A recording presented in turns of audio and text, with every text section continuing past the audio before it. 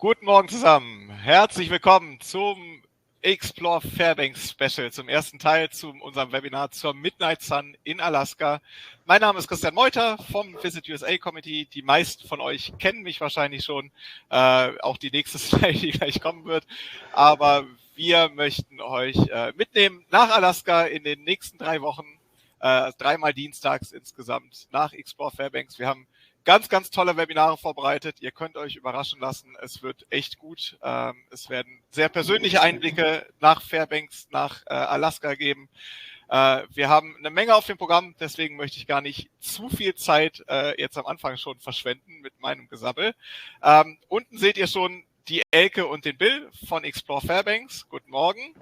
Guten Morgen. Die Jutta von Condor ist mit dabei, wird uns ein kurzes Update zu Condor geben.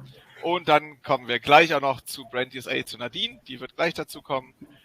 Ich möchte aber einmal ganz kurz anfangen, ein paar allgemeine Infos loszuwerden. Falls ihr bei unseren Webinaren noch nicht dabei wart, ein paar allgemeine Infos. Ich schiebe uns mal hier hoch. Falls ihr technische Probleme habt, bitte schaltet alle anderen Websites aus, euer E-Mail-Programm, alles, was irgendwie Internet braucht. Das hilft eigentlich immer. Falls das auch nicht hilft, versucht euch dann nochmal neu einzuwählen. Dann sollte eigentlich alles, was Tonprobleme oder Ähnliches angeht, behoben sein. Das komplette Webinar wird aufgezeichnet, ganz wichtig. Also ihr werdet auf jeden Fall im Nachgang den Link zur Aufzeichnung bekommen. Falls gleich irgendwie Kunden reinkommen und ihr mal einen Teil nicht mitbekommen habt, könnt ihr den noch nachholen. Oder auch, wenn ihr früher weggehen müsst, das Webinar wird wahrscheinlich irgendwo zwischen 75 bis 90 Minuten dauern. Falls ihr früher weg müsst, weil wir wissen, das ist eine lange Zeit für ein Webinar. Falls ihr vorher weg müsst, kein Problem, loggt euch aus. Wir sind da nicht böse, wir haben da volles Verständnis für und ihr könnt euch dann die Aufzeichnung einfach später angucken. Und wenn ihr irgendwelche Fragen habt, könnt ihr die gerne jederzeit über den Chat stellen auf der rechten Seite. Ich werde dann die Fragen annehmen, weiterleiten an die Präsentatoren und versuchen, das so ein bisschen zu moderieren. Es wird keine Frage untergehen, das kann ich euch versprechen. Das war es eigentlich auch schon von meiner Seite. Wir legen direkt los. Wie gesagt, wir haben viel vor. Es ist viel auf dem Programm. Hier seht ihr die beiden Hauptprotagonisten heute nochmal. Das ist Bill. Good morning, Bill. Or good evening, Bill, I need to say. So it's midnight right now, right? For you.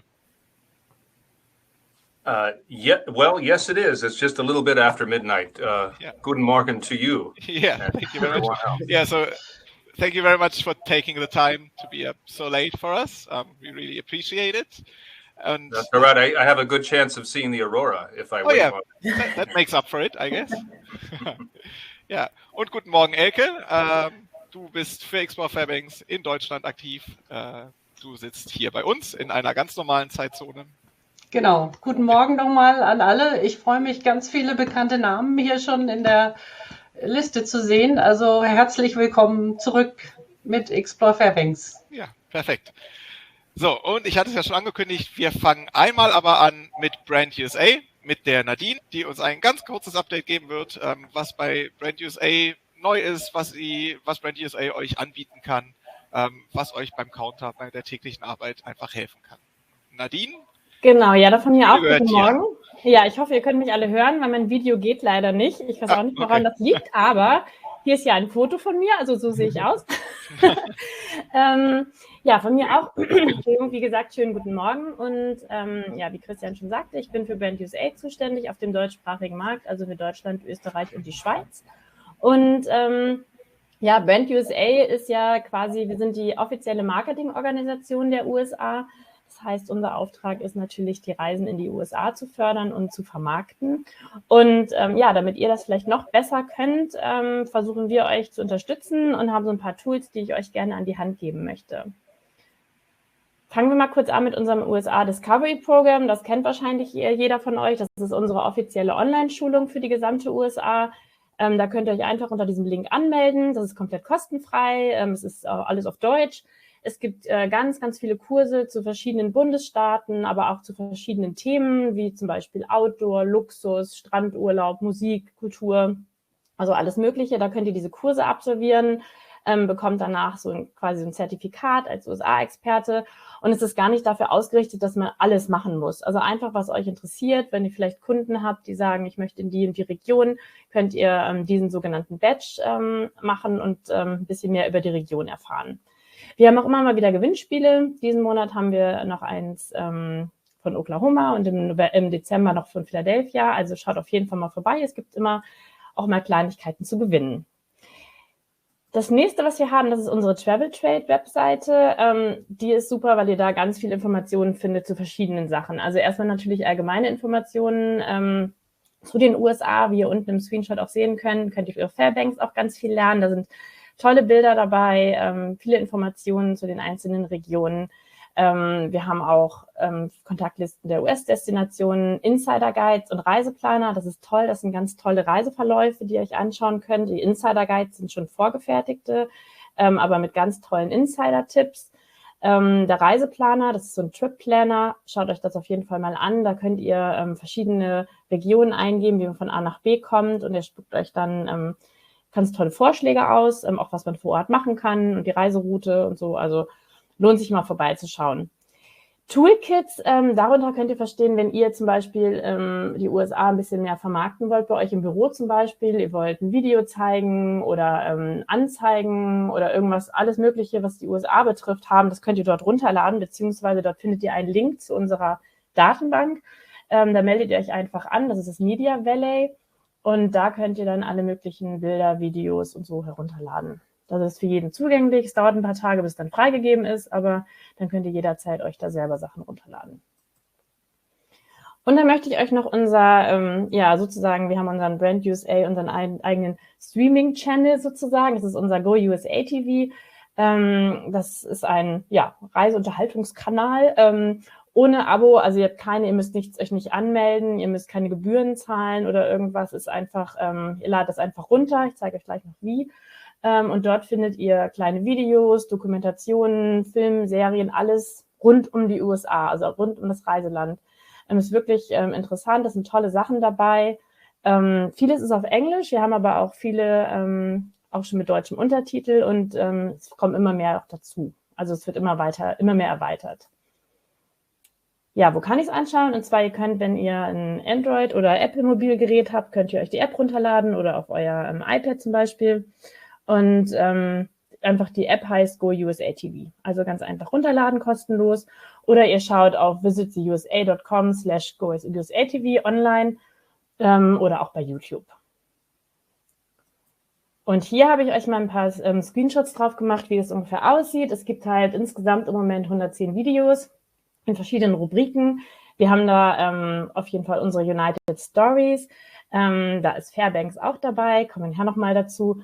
Und schaut einfach mal durch, da ist einiges dabei und macht auf jeden Fall Spaß, da ein bisschen durchzuschauen und sich die Filme anzugucken. Jetzt kommt ja auch die Zeit im Winter, wo man mehr zu Hause ist, da kann man ja auch schön ein paar Videos schauen.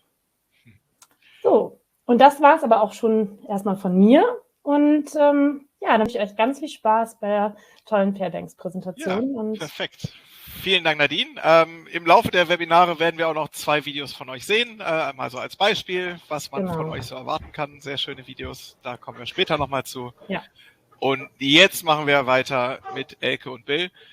Ich möchte mich auch nochmal bedanken bei euch. Wir hatten ja im Vorfeld gefragt, was für Fragen ihr habt an jemanden aus Fairbanks, die ihr gerne jemandem stellen würdet. Da werden wir immer wieder drauf zu sprechen kommen. Es ist sehr viel zurückgekommen.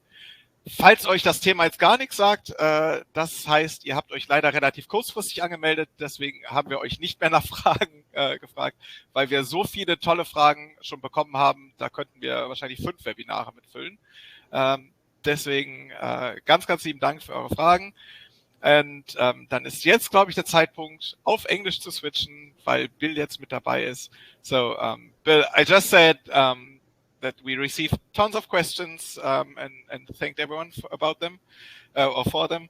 And I want to start with the first question. I want to surprise you because it's midnight now.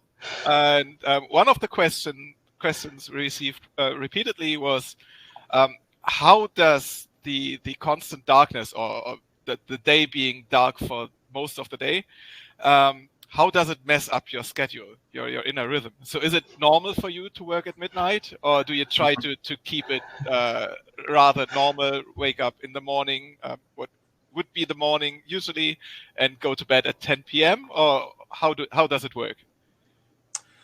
Well, we usually try to keep a regular schedule. However, in the summer, when the sun comes out and stays out for a lot longer, we stay up later and do more because it's so light out and very warm.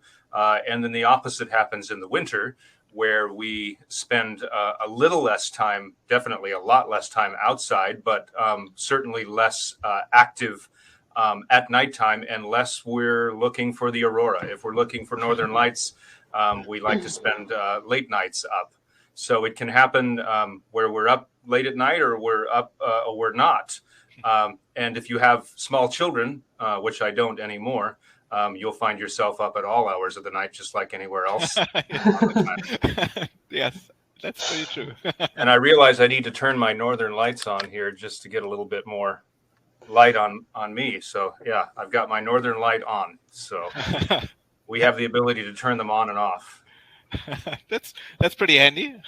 Yes, it is. Well, thank you for that. Thank you for that introduction, Christian.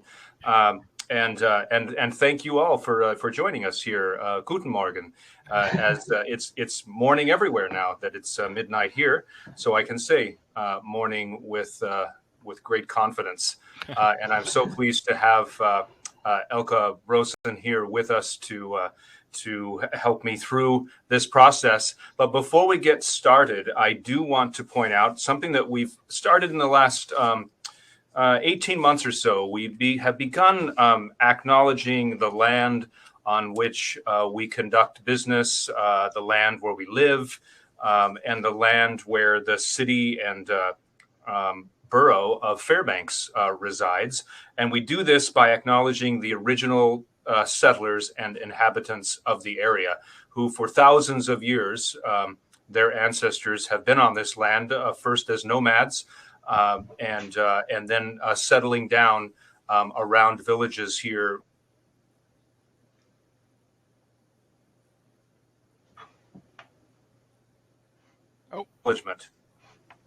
We respectfully acknowledge the Dana people on whose traditional lands we reside on.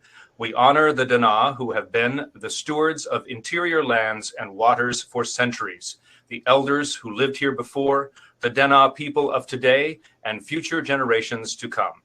We also recognize that Alaskan Native people would traditionally gather here and harvest native foods. So that's our land acknowledgement, and it gives us the ability to begin our webinar. So yes, as it says on the screen, welcome to the land of the midnight sun. Right now, not quite so midnight sun, as Christian pointed out. We are on the edge of winter. We've had below 0 Fahrenheit temperatures today. And I think that puts us well below centigrade 0. But it's beautiful. There's lots of snow out, and winter is in full force. But today we're going to talk about the beautiful midnight sun season in Fairbanks. And to give you a little bit more of a history on Fairbanks and why we are so important to the state of Alaska and to visitors alike, is because we are the Golden Heart.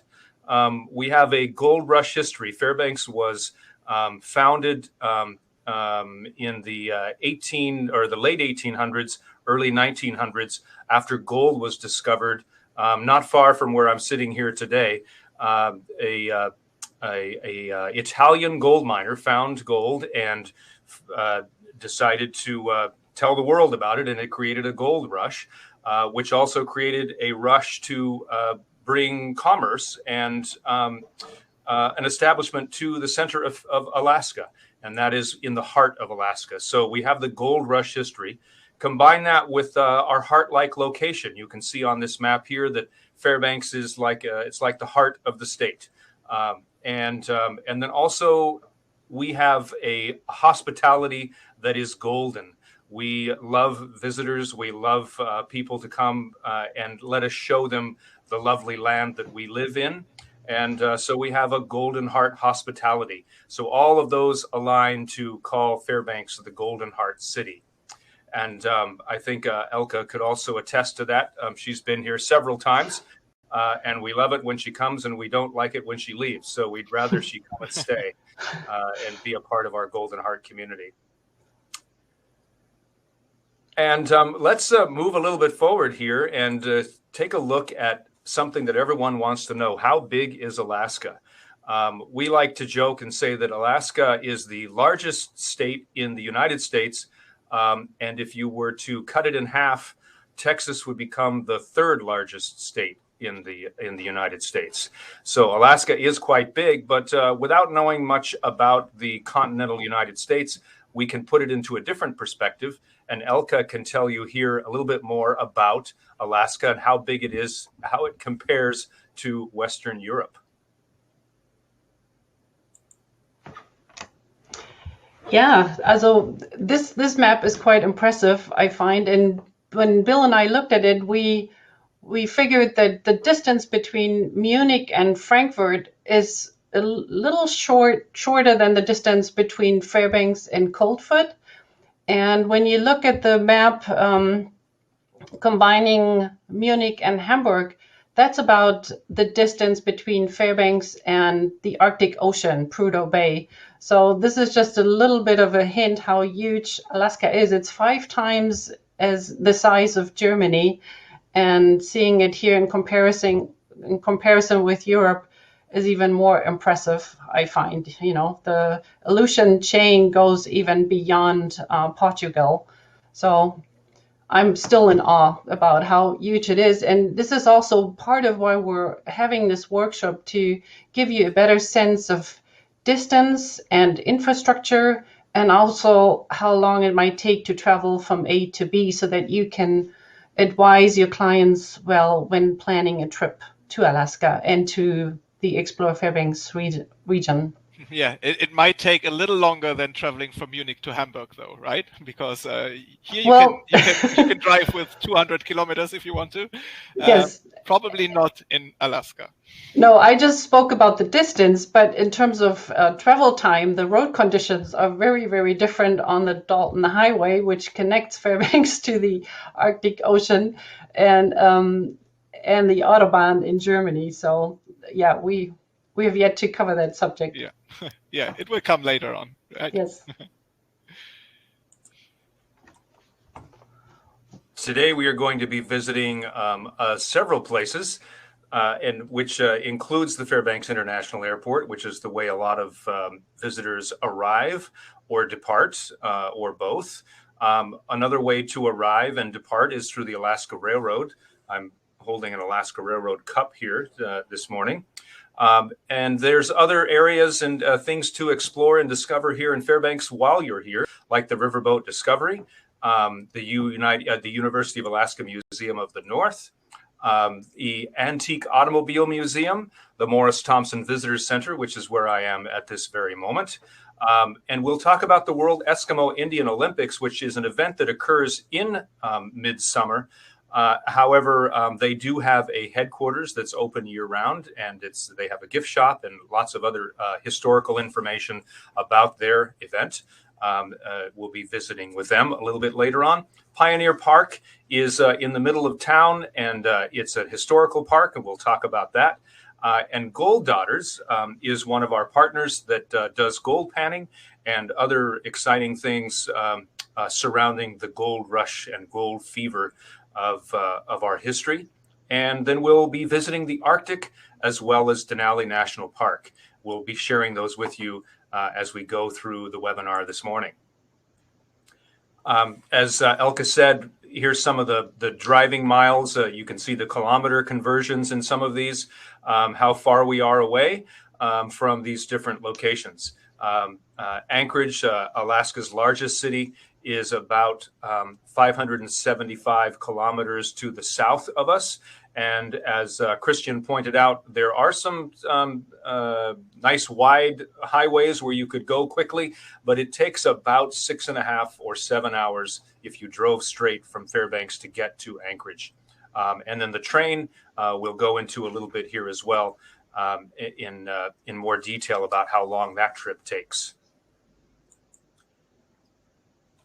Fairbanks has 3 seasons. People like to say we have 4 seasons, and I actually think we have a season every day. The change is such a dynamic change. No matter what day it is, you feel like the season is always changing, and from one day to the next. But officially, we have these 3 seasons. We're talking today about Midnight Sun season, which begins April 22nd and ends August 20th. And then we enter the Aurora season from August 21st to April 21st. And that spans all the way through into Midnight Sun season. And in the middle of all of that is the winter season, of which we're in right at this moment. So winter season is well established now, and we'll be talking about those in future webinars and sharing you the details of each of those seasons. But today, Midnight Sun season. We had a very, very lovely Midnight Sun season in the last 6 months. We had clear skies and beautiful days and lots and lots of beautiful growth. The Midnight Sun season, because the sun is out for so long, what this means is from April 22nd through August 20th, we have continuous daylight. Basically, the sun goes down, but it doesn't. The light still stays out, and as a result, you can no longer see stars in the sky. You can see the moon when it's bright, just like you could in it during any other day. But for the most part, from April through August, we don't see stars. We don't see the aurora. We see just beautiful skies and a scenery like you're looking at here in this photograph.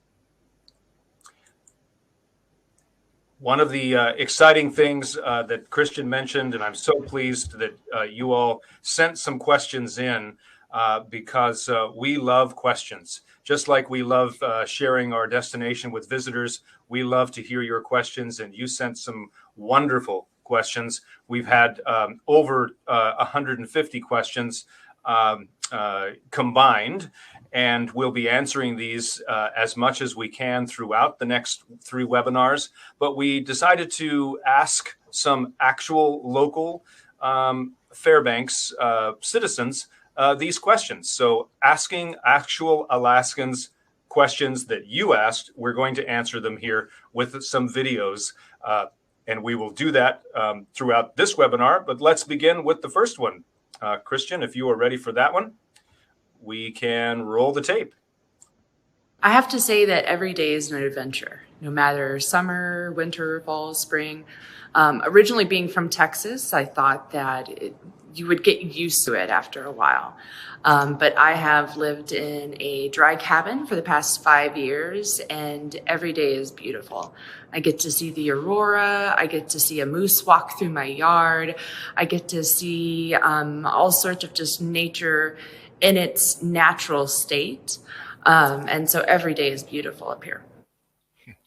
Actually, I think that was one of the most frequently asked questions. So is nature something that you get used to, or does it still amaze you? And I think that was pretty obvious what your colleague thinks.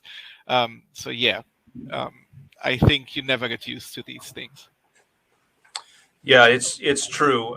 Even the aurora, when it is out in the sky and you catch it, you feel like you've had a lucky day to be able to see it. And the same with a beautiful sky and the sun setting or not setting. It's still, I've been here for 40 years and I never get tired of it. Just one thing, she mentioned she lives in a dry cabin. What does that mean? Yeah, so a dry cabin in Fairbanks means that they do not have plumbing. They may have electricity. They probably have heat. It looks like she's not frostbitten from not having heat.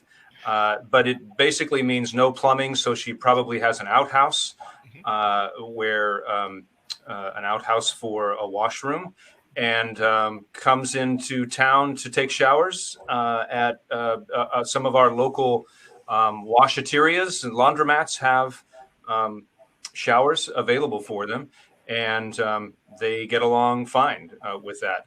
Partly the challenge with plumbing is that you need to drill a well if you're outside of the city limits, and you need to have a septic system put into your yard, and that can be expensive for some individuals, and they choose to do dry, where maybe they have a sink and maybe they bring large jugs of water to do dishes and to drink and to cook, but overall there's no tap for their water.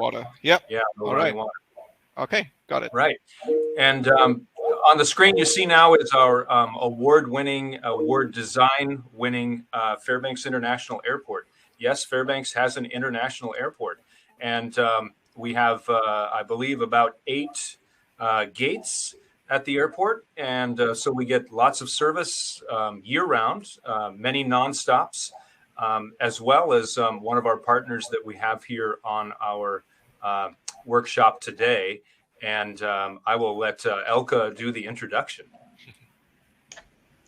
Yeah, I'm very happy that Jutta Deubel from Condor joined us today, and we'll talk about Condor and the wonderful connection, direct connection to Fairbanks. And Jutta has already been to Fairbanks with us. So herzlich willkommen, liebe Jutta. Vielen Dank. The floor is yours. Vielen Dank. Ich gehe jetzt mal aufs Deutsche über. Bedanke mich erstmal ganz, ganz herzlich bei Visit USA und bei Explore Fairbanks, dass wir an der Webinarreihe wieder teilnehmen dürfen. Ja, ich habe es schon in vorhergehenden Webinaren gesagt, wir haben eine ganz enge Zusammenarbeit und ja, es macht immer wieder Spaß, mit euch ja, vor unsere Expis zu treten. Ich starte dann einfach mal wieder mit dem Update, was die Condor angeht. Ja, hier sind nochmal unsere Kontaktdetails, beziehungsweise meine Kontaktdetails. Ich habe hier auch nochmal wieder meinen kleinen Freund aus Fairbanks mitgebracht. Schauen wir mal, dass wir euch heute wieder ein paar Neuigkeiten in Bezug auf die Condor an die Hand geben können. Kurzer Hinweis, was die Kontakte angeht, wir würden die Präsentation nach Beendigung des Webinars mit euch teilen, dann könnt ihr euch entsprechend die Kontakte nochmal rausnehmen. Ja, was gibt es Neues bei der Condor? Ich starte jetzt mal, bevor ich auf diese Slide eingehe, für den Sommer nochmal mit dem aktuellen Winter, weil auch das ist relativ relevant für die Region Alaska. Wir bieten aktuell Flüge an nach Seattle, und zwar Montag, Dienstag, Samstag und Sonntag. Und über unsere Anbindung in Seattle mit der Alaska Airlines kann man letzten Endes jetzt schon in der Wintersaison, in der laufenden, bis Ende April läuft die bei uns, nach Fairbanks weiterreisen oder eben auch Anchorage und das entsprechend kombinieren. Ab Mai nächsten Jahres planen wir, Seattle 6-mal wöchentlich anzufliegen. Das wäre montags, mittwochs, donnerstags, freitags, samstags und sonntags. Also alle Verkehrstage außer dienstags. Das schon mal vorab. Ich komme dann auf den Sommerschedule mehr oder weniger später nochmal zurück. Ja, Sommer Nonstop-Flüge nach Fairbanks. Das Tolle ist, dass die Condor diese Lebenslinie schon seit ganz, ganz vielen Jahren bedienen darf und wir wirklich Alaska-Liebhaber nonstop von Europa als einzigste Fluggesellschaft direkt nach Alaska, Anchorage oder Fairbanks bringen. Wir haben tolle Flugzeiten, also unser Schedule im Sommer beginnt am 9.6. und wir enden dann mit unserer Operations nach Fairbanks am 8.9. Was bedeutet das? Der Bill hat es gerade schon angedeutet, wir haben 3 Saisonalitäten in Fairbanks oder in Alaska. Mit unserem Flugplan beginnend Anfang Juni und endend Anfang September decken wir 2 tolle Saisonalitäten in Alaska bzw. in Fairbanks ab. Das ist zum einen die Mitsommerperiode, zum anderen auch die beginnende Aurora-Saison. Also ich hatte das Glück, wie Elke es schon gesagt hat, dass ich im September vor 3 Jahren, dürfte es mittlerweile gewesen sein, 2 oder 3 Jahre, dass ich dort schon die Nordlichter entdecken durfte. Also es ist auf alle Fälle wert, auch in der auslaufenden September-Periode, August-September-Periode nach Alaska zu reisen. Unsere Flugzeiten, wir fliegen im Sommer nonstop nach Fairbanks donnerstags. Und zwar geht der Hinflug über Anchorage, deswegen ist die Flugzeit, beträgt 12 Stunden 45. 17 Uhr Abreise, 14:15 Uhr Abreise in Frankfurt, 17 Uhr Ankunft, lokale Zeit in Fairbanks. Hinweis, das habe ich von der Elke gelernt, wenn ihr euch auf dem Hinflug auf die rechte Seite setzt oder eure Kunden auf der rechten Seite platziert, habt ihr einen tollen Blick auf den Denali. Also das ist absolut ein Mehrwert, behaltet das im Hinterkopf, wenn ihr euren Kunden was Gutes tun wollt. Rechte Seite, Sitzplatzreservierung. Ja, der Rückflug wird dann entsprechend auch donnerstags durchgeführt. Abflug in Fairbanks an diesem tollen Flughafen, wirklich top modern, sehr, sehr, sehr angenehm. Man fühlt sich einfach wohl. Abflug ist 18 Uhr lokaler Zeit und Ankunft in Frankfurt ist 13:25 Uhr, dann entsprechend am Folgetag. Anchorage noch mal ganz kurz eingeworfen im Sommer. Ich hatte schon gesagt, also wir werden 6-mal wöchentlich im Sommer nach Seattle fliegen. Und wir werden Anchorage nicht nur am Donnerstag bedienen im Sommer, wo dann der Weiterflug nach Fairbanks geht, sondern auch noch samstags und Sonntag. Am Samstag und Sonntag hat man dann entsprechend über Anchorage natürlich auch weitergehende Verbindungen mit der Alaska Airlines, mit unserer Partnerfluggesellschaft. Ich bin jetzt schon auf die Details eingegangen, was unsere Anbindungen sind. Aus Deutschland herausgehend, mag ich noch ergänzen, könnt ihr euren Kunden das Rail and Fly wieder an die Hand geben. Da haben wir bekannt die 29,99 € in der zweiten Klasse, beziehungsweise 59,99 € kostet das Erste-Klasse-Ticket pro Weg. Ja, dann würde ich jetzt noch mal gerne auf unsere Beförderungsklassen eingehen. Eine Besonderheit vorab, wir planen ja nächstes Jahr mit der Erneuerung unserer Langstreckenflotte. Geplant sind, wer es nicht schon gehört hat, 16 brandneue A330 Neo einzuflotten mit einem durchschnittlichen 100-Kilometer-Verbrauch von 2,1 Litern. Das bedeutet einen recht hohen operativen Aufwand. Wir planen tatsächlich pro Monat eines unserer 16 bisherigen Langstreckenflugzeuge auszutauschen und dann entsprechend die A330 Neo einzuflotten. Ja, das Ganze soll dann abgeschlossen sein Mitte 24 und ich gehe mal auf die aktuelle Kabine ein mit unserem jetzigen Fluggerät. Wie gesagt, wir werden dann entsprechend kommunizieren. Das wird natürlich noch toller mit einem neuen Fluggerät. Aber aktuell ist unsere Economy Class derart ausgestattet, dass wir ein Freigepäck nach USA bzw. Alaska von 23 Kilo anbieten. Ausgenommen ist der Leittarif, das ist ja ohne Gepäck, sicher eher irrelevant für Alaska-Reisende. Man hat dann 8 Kilogramm Handgepäck. Das In-Flight Entertainment ist mit einem Standardprogramm inklusive, ist aber wirklich ein sehr selektives Programm. Das sind 3 Filme und ein bisschen Audio. Wenn Kunden tatsächlich sich den Flug ein bisschen angenehmer machen wollen und Bordunterhaltungsprogramm genießen möchten, vollumfänglich, dann können die Kunden das für 7,99 € auf das Premium Entertainment Programm upgraden. Ansonsten haben wir wirklich ein volles Package, sage ich immer, in der Economy Class. Standardmenü ist inklusive, alkoholfreie Getränke sind inklusive, wie gesagt, Freigepäck ist drin, Bordunterhaltungsprogramm Basic, also volles Programm. Dann für mich immer wieder ein Mehrwert, die Premium Class ist unsere zweite Beförderungsklasse auf der Langstrecke. Da haben wir viele zusätzliche Annehmlichkeiten inkludiert. Also das Freigepäck ist dann begrenzt auf 32 Kilogramm, ist schon mal wesentlich mehr. 10 Kilogramm Handgepäck dürfen mitgenommen werden. Sitzabstand ist entspannter, besser. Premium Entertainment, was ich gerade erwähnte, ist inkludiert. Und das Premium-Menü sowie auch kostenfreie Getränkeauswahl sind im Portfolio enthalten. Kostenfreie Getränkeauswahl umfasst dann auch die alkoholischen Getränke, nur dass ihr es mal gehört habt. Zudem noch ein ganz, ganz tolles Gadget, wie ich immer sage, das Priority Package. Was ist das Priority Package? Das basiert auf 4 Säulen. Das erste ist, die Kunden erhalten am Check-in können an der Priority Lane einchecken. Das zweite wäre dann, dass die Fast Lane im Security Bereich genutzt werden kann. Drittes wäre das Priority Boarding und Deboarding. Also die Kunden, die ein Priority Package haben, werden zuerst geboardet und deboardet, soweit es in Corona-Zeiten jetzt natürlich machbar ist, weil wir in Kleingruppen boarden.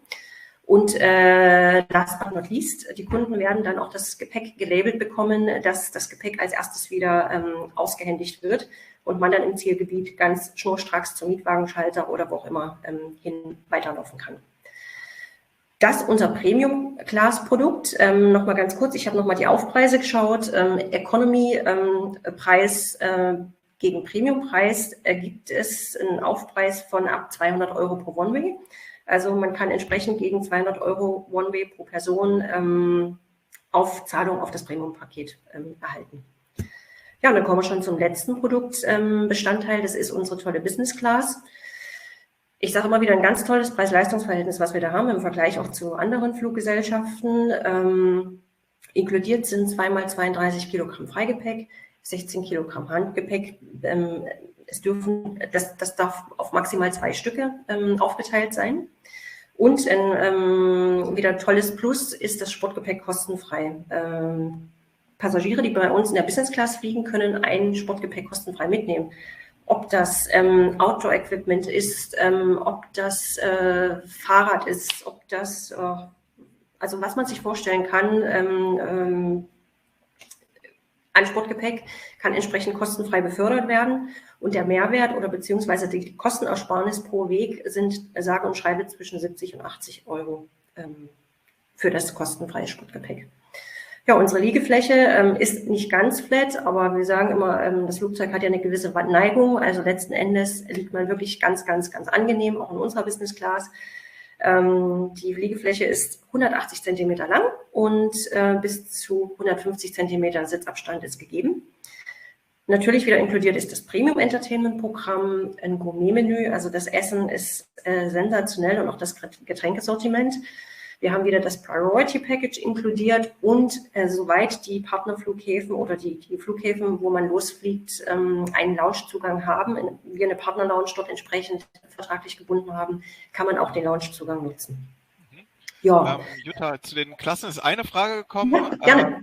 Zum Entertainment, ob es aktuell noch so ist, dass jeder Platz quasi einen Monitor hat vor sich oder gibt es schon Flüge, wo man unbedingt ein Tablet oder so braucht? Nee, also wir haben das, gute Frage, danke dafür. Wir sind jetzt wieder zu dem Onboard-Unterhaltungsprogramm zurückgekehrt. Wir hatten während der heftigen Corona-Zeit letztes Jahr tatsächlich auf Stream-Bordunterhaltungsprogramm umgestellt, wo jeder Passagier sein eigenes Equipment mitbringen musste. Wir sind wieder zurückgekehrt zum Onboard-Monitor, also In-Seat-Monitor. Und da wird das standardisierte Bordunterhaltungsprogramm wieder abgespielt. Also die Kunden brauchen kein eigenes Device mitbringen.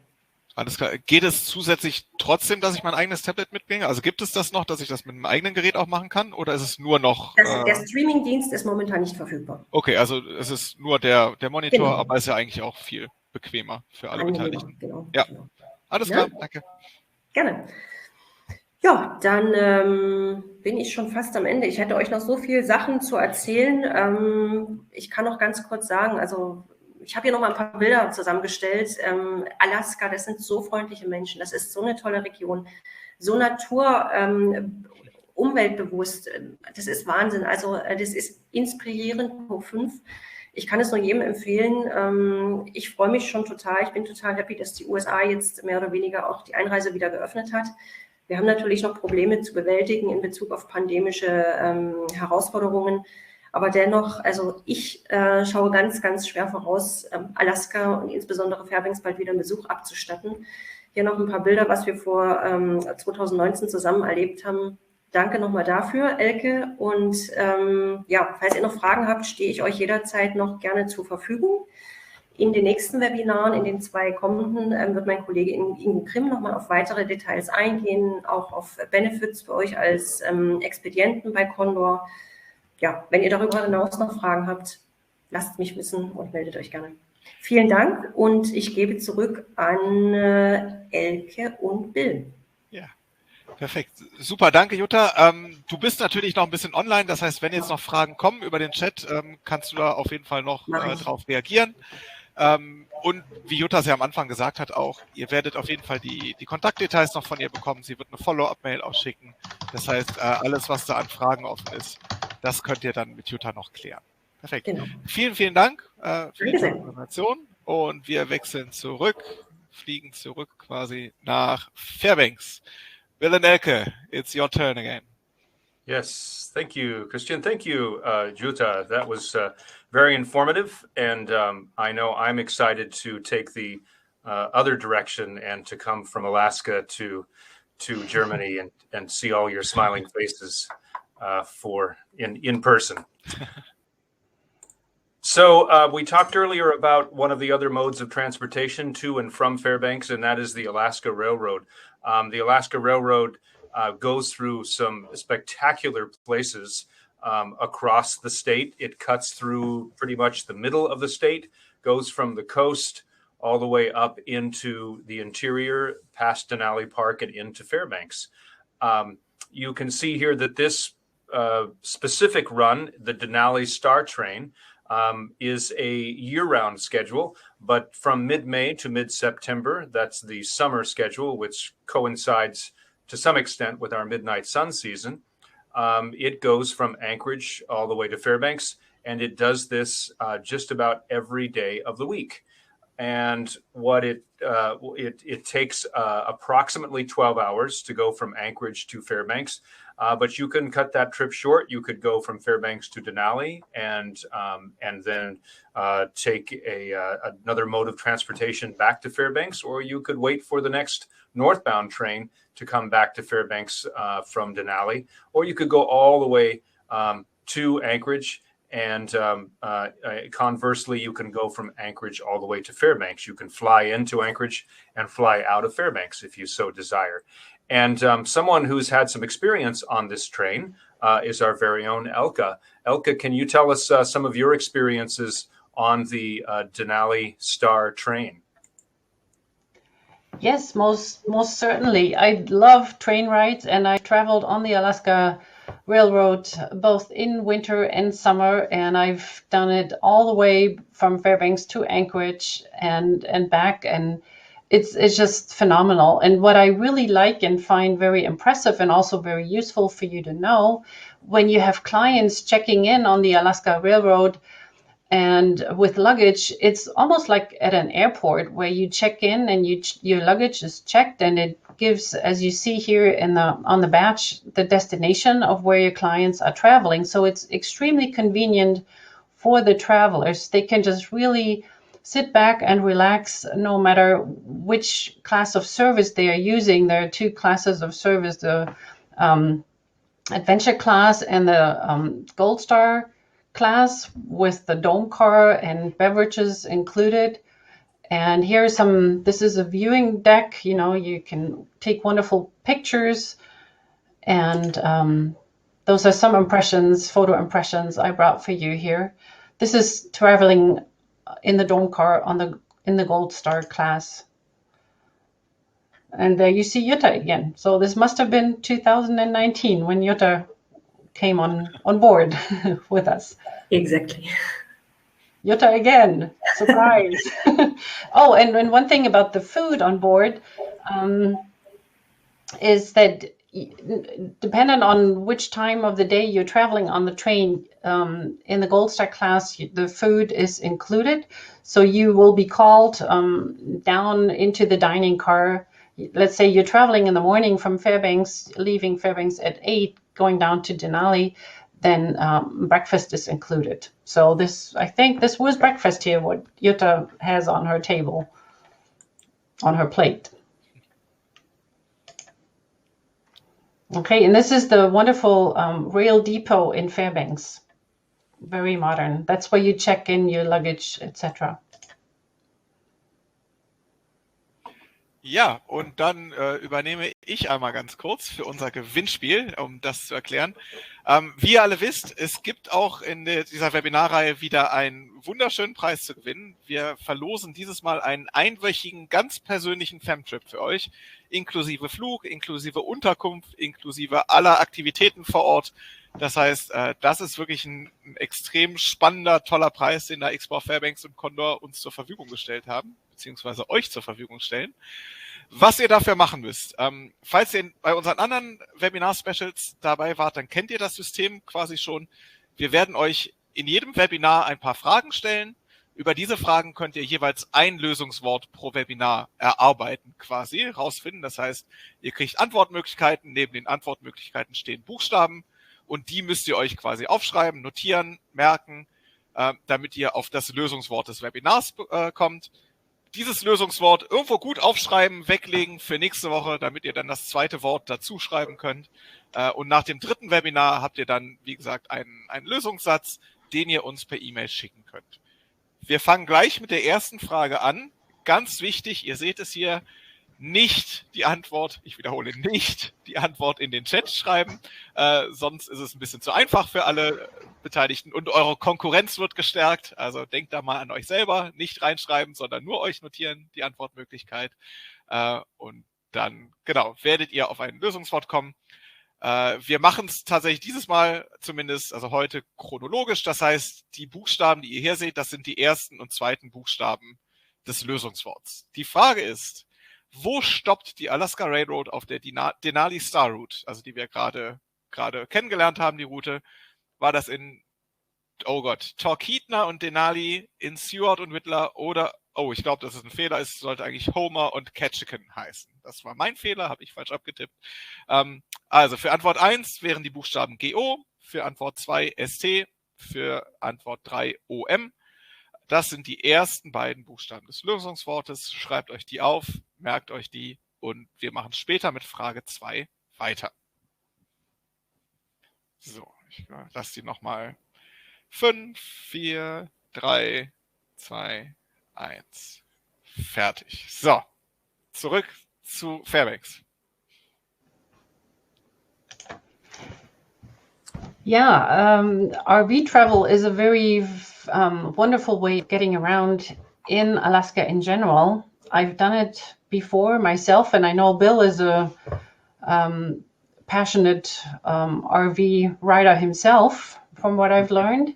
So the beauty about RV travel in Alaska is that you have your roof over your head always with you, and you can stop and take photos along the way or videos till your heart is content, and there's certainly lots of opportunities to do so in the area. I do recommend, though, that you book and reserve RVs early enough, because they do sell out at some point, and they are very highly asked for. And what you also need to observe when you book clients to our area and they want to travel on the Dalton Highway, for instance, or the Denali Highway, then you have to make sure that the RV rental company allows their vehicles to be driven on those roads. So that is important to watch out for. That's a really good tip, Elke. There is a beautiful highway between our two main north and southbound roads in Alaska called the Denali Highway, and it goes from Denali Park and heads east toward the other part of the Alaska Range. So you go through the southern edge of the Alaska Range mountain range, and it is just some of the most scenic and beautiful places you can imagine.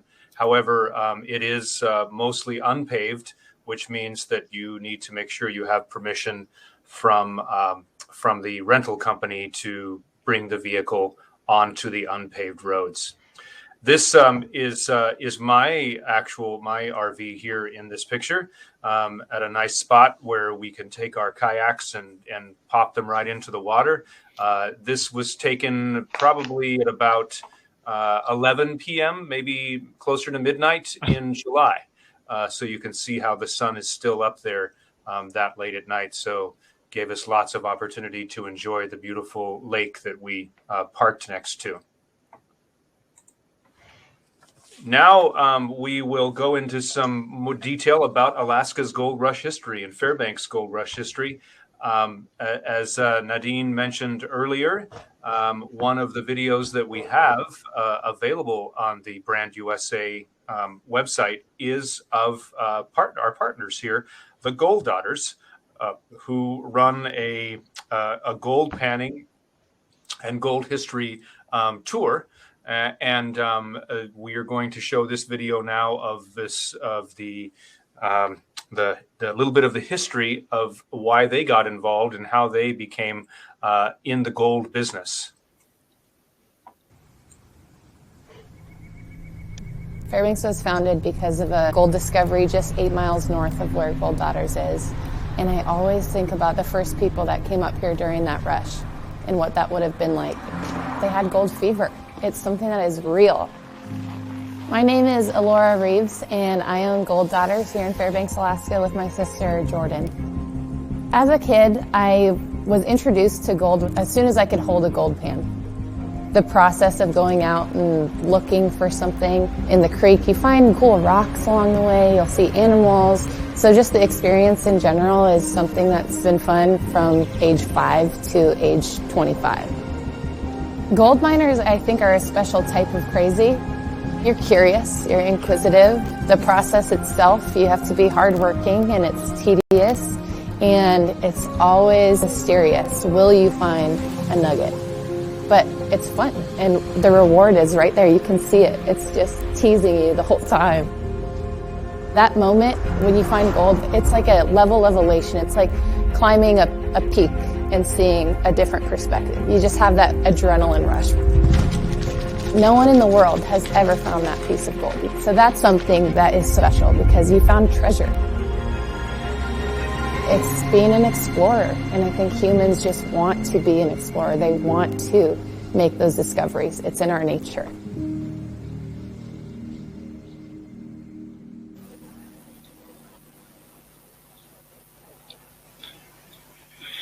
I really love that video. I think it shows so much about what gold panning is about. And well, I've never done it, to be honest. But it's something that I didn't think about before. It's like, yeah, you find something no one else has ever touched before. And I think that's really something awesome. It's really something very special that you have there. And yeah. Oh, I forgot to include the Brand USA slide again. Sorry about that. Oh, it comes later on. So let's talk about Gold Daughters first, and then the Go USA slide will pop up later. Okay. So. Right. Yeah. So this photo was a part of the Gold Daughters experience, and Elke has been to their attraction. And it really is infectious. In fact, once you do, Christian, you will probably be hooked, and we will have to be sending you bags of pay dirt just to keep you in the habit, because you cannot give it up once you learn and discover your own flake of gold. Yeah, I really believe that yeah, like she said, gold fever is real. So once it catches you, you probably cannot stop. That's right. Elke, tell us about these shots. I see you're there frantically panning for gold in the shot in the middle of the screen. Yeah, and I got successful. So I just put my earrings in that I got at the Gold Daughters, because I don't know if you can see it right in the middle here. There is the gold I panned at the Gold Daughters location. One second. Show them again. So I'm going to make you. So there we are. Yeah. So I have the other earring here, so I took this one out so you can see better. And so this is really one thing they do. You know, when you find gold in your pan, then they can turn it into a necklace, earrings, or a keychain. So it's very, very nice, a very nice souvenir you can take with you. And I did actually have several people on my groups to Fairbanks that caught the gold fever. And see, this is kind of the radiant smile that you have when you found your piece of gold. And here's one who caught gold fever for sure. He went to a big pile of dirt and dug some more, so we needed to adjust our tour itinerary because we had someone who severely caught the gold fever. And and this is just one practical tip also for you when you send clients to the Gold Daughters, for instance. This is very, very suitable for families with children, because you're not strictly bound by a certain time frame.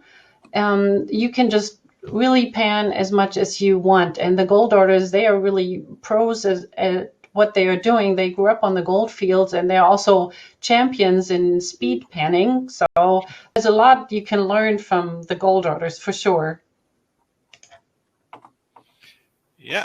And Nadine, are you still with us? So that's Genau, ja. the moment you can come in again. So Genau. ja, das tolle Video, das ist von euch tatsächlich. Genau, das Video ist von uns, und zwar das ist ein Teil der United Stories Kampagne, und von diesen United Stories Kampagnen könnt ihr die Videos auch alle auf unserer Go USA TV App anschauen, und wie auch vorher schon gesagt, auch das Gold Daughters Video, was ihr gerade gesehen habt, könnt ihr auch runterladen, und zwar wenn ihr euch an der Mediathek bei uns anmeldet, dem Media Valley, könnt ihr einfach bei Suche Fairbanks eingeben, dann kommt das Video und dann könnt ihr euch das auch selber runterladen und bei euch vielleicht im Reisebüro oder so zeigen, wenn ihr möchtet. Ja, echt eine sehr, sehr schöne Geschichte. Und die Videos sind alle so gut. Ja, die sind toll. Die sind wirklich, wie ihr gerade auch ja. schon gesehen habt, ne? Das ist echt so ein tolles Video und tolle Landschaften. Und das wirklich, also schaut auf jeden Fall mal bei der Go USA TV App rein. Und das sind wirklich, lohnt sich auf jeden Fall. Alles klar. Danke dir. And as far as I know, our very own Bill has participated in the production of these videos. So as Explore Fairbanks before he became the tourism director. Right, Bill? That's correct. I had the joy of working on a Brand USA video, Ask a Local, and interviewed one of our partners here.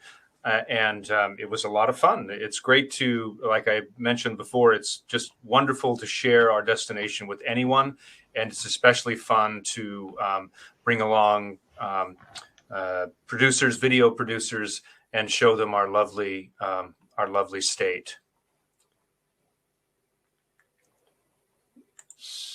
Now, this is Golden Heart Plaza. Again, you'll recognize the name Golden Heart. This is right downtown and a part of our downtown landscape with beautiful flowers, as you can see in the surrounding the statue there, a clock tower, excellent ways to get around town. There are sometimes events and festivals that are held around this area. And it's very easy to get through on bicycles, strollers, jogging, walking, easy to get around downtown by crossing the river where you might need to through this pedestrian bridge. This is looking south back toward town on the north side of the river. And you can see that clock tower and the statue off there over to the right as well. Downtown is full of lots of shops and restaurants and even outdoor dining during the midnight sun season. So your clients can enjoy a walkable city. And in a beautiful day, you can see 81 degrees Fahrenheit. Elke, help me out with that. Is that about 27 or so? Yeah, 27, yeah. Right. And speaking of temperatures, there was a question earlier, I believe, perhaps in the chat, asking what the temperature here right now is in Fairbanks at nearly 1 in the morning. And it's I looked it up and it's minus 18. So right around 0 Fahrenheit and minus 18 centigrade. That's pretty crispy. Yep. Yeah, just a little bit. So speaking of Golden Heart, we have another Alaska question here answered. And the person asked a question about the Golden Arches. And that is, do we have a McDonald's? I'll go back. Sorry, Christian, I'll let you run this and we'll hear this next answer. Is there a McDonald's in Fairbanks? There is actually. In fact, I do believe that we have 3 in the Fairbanks itself, and we also have 1 in the city of North Pole. Fairbanks and the city of North Pole are very civilized cultures. We have McDonald's, Burger King, Taco Bells, quite a few of the name brand fast food restaurants that you would know. But we also do have an affinity for Thai food, or also Texas-style barbecue, Greek food, Italian, anything to tantalize the taste bud adventure. So whatever you're looking for, you can find it, pretty much. Will, I think you might still be muted. Yes, so plus there's many art galleries, as you can see in Elke's photos here. This was at a reception at one of the galleries right downtown. And in this gallery, there are multiple artists that participate. And so it's what is called a cooperative, where they each share time selling and in exchange for having their artwork placed within the gallery itself. And Elke, I'll let you run through these images and talk about this experience at the 2 Street Gallery. Yeah, this was very nice because we had a little reception, as Bill mentioned, doing one of our tours in this art gallery right downtown, and we were able to meet with some artists, and that's the beauty of it. You have Northern Light photographers there, you have painters, you have jewelry makers, you name it, and you can really talk to them and find out, what inspired them and marvel at their pieces of art. And like I said, that's right downtown. It's definitely worth a visit. And this picture is just to highlight the downtown area. You can see how nice and calm the river is there. In the midnight sun season, you'll find paddle boards, canoes, kayaks, even sometimes inner tubes with people floating on the river. It's a very casual and leisure thing to do. And along the way, you can stop off at restaurants or at bars and really enjoy your day as you float the river in Fairbanks. Now, right downtown, as I mentioned, this is roughly where I am right now. If you look on the second story there and squint a little bit, you might be able to see me waving at you, but this would have been back in the midnight sun season. It is our Morris Thompson Visitor Center. And inside the visitor center, you'll meet someone like Alana there, who was giving the answer on the McDonald's and also about whether she still enjoys the beauty of Alaska. She's one of our visitor services personnel, and they give lots of information. They are full of ideas and tours. You can learn all about our destination, and we highly recommend that people make this their first stop when they come to Fairbanks.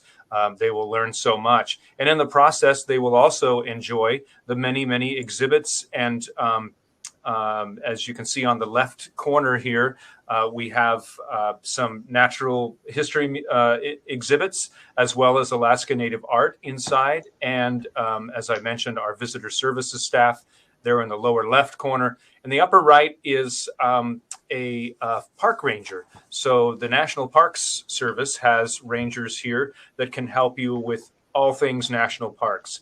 If you're heading to the Arctic, they can help you out with if you needed a bear-proof container, they could help you with that. They can show you maps and help you find the trails and hiking trails and different ways to get around the many Alaska parks and national parks in the area.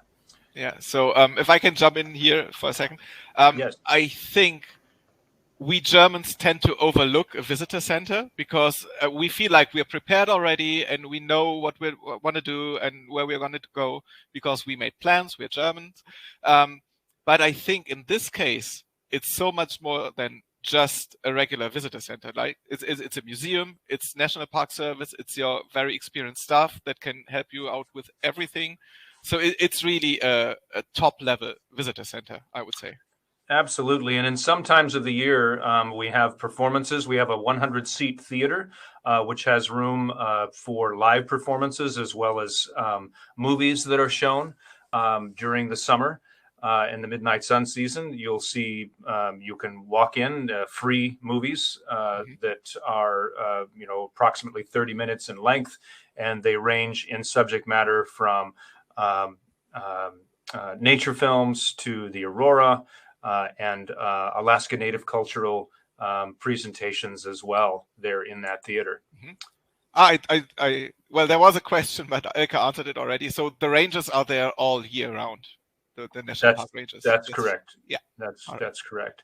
This is more imagery of what's inside. There's an actual log cabin that's built into the exhibits, and it is a demonstration of what you will find out in the national parks and the state parks. You can rent these cabins. If you do it in advance, you can rent an actual cabin that on the interior actually has wood stoves and platforms for sleeping, as well as insulated enough that you build a fire and you can be there any time of the year. This young lady here is looking out through an exhibit where we have some artificial snow and a dog sled, and up in the sky, as you wait for just 30 seconds or so, you will see the image of the aurora come in the sky. So if you come in the Midnight Sun season and you don't get to see the aurora, you can always come into this cabin and say you saw the aurora in Fairbanks, Alaska. And Bill, I think I heard a story about the snow. When it was first delivered, it was sent back because it didn't have the powder snow conditions that Fairbanks is known for. Do you know that story? Yeah, no, that's exactly right. It won't be in this webinar, but some of the questions that will be asked about winter or answered about the winter questions that we had, you will hear footsteps on that snow. You'll hear that crunchy sound that is it's distinct, and you will know that you're in Fairbanks, Alaska when you hear the squeak of your boots on that dry, powdery snow that Elke's mentioning. We have.